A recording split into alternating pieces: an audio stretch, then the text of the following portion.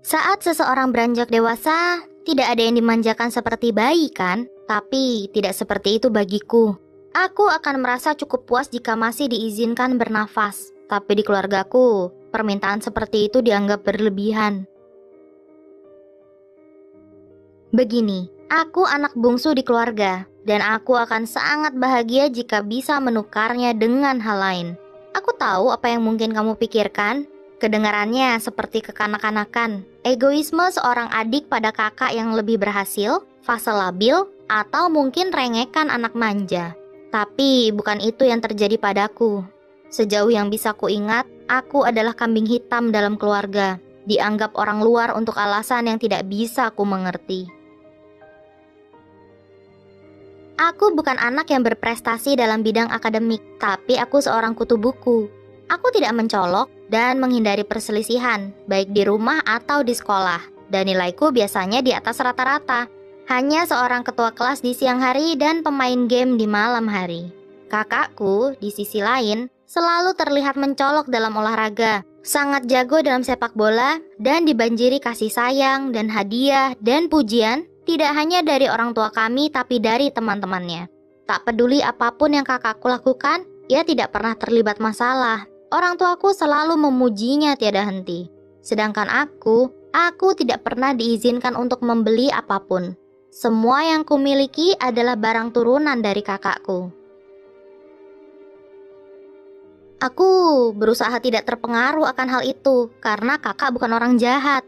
Kami hanya tidak pernah bisa terhubung seperti layaknya seorang kakak dan adik pada umumnya yang dapat mengekspresikan rasa sayang satu sama lain jika sedang tidak bertengkar karena hal-hal sepele. Kami sama sekali tidak pernah bertengkar atau saling memaafkan. Di keluargaku, aku seperti bagian dari perabotan, hal menyebalkan yang harus dihadapi di dalam keluarga.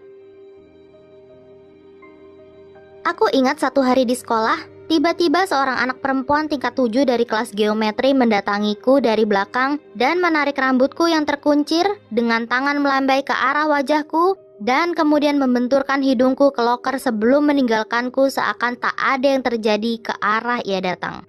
Ternyata ia pikir aku mendekati anak lelaki yang ia sukai. Selama seminggu, aku menemui anak lelaki ini di perpustakaan setelah sekolah dan membantunya mengejar ketinggalan pelajaran karena ia sempat dirawat karena sakit paru-paru basah. Sejujurnya, aku cukup menyukai anak lelaki ini dan kurasa ia juga demikian. Tapi kami berdua terlalu kaku untuk mengutarakannya. Tapi sekarang, aku membayar waktuku untuk mengajari orang lain dengan hidung patah dan baju berantakan. Yang paling menyakitkan adalah melihat kakakku di kerumunan yang seperti kumpulan burung yang memanjangkan leher mereka agar bisa melihat lebih jelas apa yang sedang terjadi. Tidak terpikir olehnya untuk melakukan apapun selain terkesiap bersama-sama dengan kerumunan dan kemudian mulai bergosip dengan teman-temannya. Saat mata kami bertemu, ia hanya menaikkan alis dan mengangkat bahu. Aku tidak pernah merasa sangat sendirian seperti yang kurasakan saat itu. Hidupku terasa berputar saat di usia 14 tahun. Aku didiagnosa dengan leukemia limfoblastik akut. Aku tidak pernah mendengar nama penyakit itu sebelumnya. Dengan serius dokter menyampaikannya sampai aku merasakan dingin di sekujur tubuhku. Aku ingat dokter bertanya apakah aku ingin ia menghubungi orang tuaku. Aku bahkan masih belum bisa menerima apa yang baru saja ku dengar dan tidak bisa menjawab pertanyaan itu.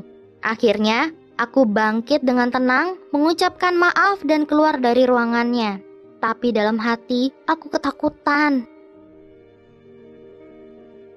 Saat tiba di rumah, aku pelajari lebih lanjut tentang penyakit ini dengan perasaan campur aduk. Dan sebanyak aku meyakinkan diri sendiri bertahun-tahun bahwa orang tuaku tidak menyayangiku, mereka cukup sedih, tentu saja. Kakek nenek dan paman bibiku begitu hancur. Aku lebih dekat dengan paman dan selalu ingin mengatakan padanya, dalam masa-masa sulitku, ialah ayahku. Tapi aku hanya berani mengatakan bahwa ia memiliki tempat khusus dalam hidupku. Itu membuat senyum merekah di wajahnya. Karena diagnosaku diketahui agak terlambat, dan kami diberitahu bahwa kemoterapi bersama dengan transplantasi sumsum tulang adalah opsi terbaik yang kumiliki apabila aku ingin hidup.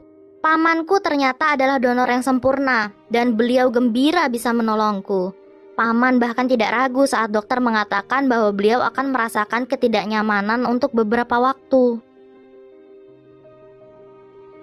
Bagaimanapun juga, kemoterapi itu mahal, dan keluargaku jauh dari kaya. Aku sudah lama mencurigai bahwa orang tuaku melihat kakakku sebagai jenis olahraga yang menjadi tiket mereka untuk mendapatkan kehidupan yang lebih baik, sehingga pendidikannya adalah yang utama bagi mereka secara finansial. Saat paman dan aku bersiap untuk biopsi dan transplantasi sumsum tulang, dokter mulai mendiskusikan rencana pembiayaan dengan orang tuaku. Yang terjadi adalah hal yang begitu menghancurkan hati seumur hidupku. Tanpa ragu dan tidak sedikit pun berpikir akan kenyataan bahwa aku juga berada di ruangan saat itu, ayahku berkata, "Kami tidak akan membayar semua ini. Anda harus mencari jalan lain, atau kami akan menyerahkannya ke dalam tangan Tuhan. Putra kami akan mulai kuliah musim gugur ini, dan itu adalah prioritas utama kami saat ini." Segera setelah ku dengar kalimat itu, pandanganku buram. Mereka tidak pernah membuatnya sejelas ini tentang siapa yang paling mereka sayangi. Aku tidak sadarkan diri. Saat tersadar, emosiku bercampur aduk. Ketakutan akan bagaimana masa depanku dan sakit hati yang kurasakan atas apa yang dilakukan orang tuaku. Perasaan kosong dan hampa karena tidak pernah benar-benar disayangi dan dihargai atas diriku sendiri dan ada di dunia ini, juga memberi mereka seorang putri yang mungkin jauh dari sempurna, tetapi setidaknya melakukan yang terbaik untuk mereka.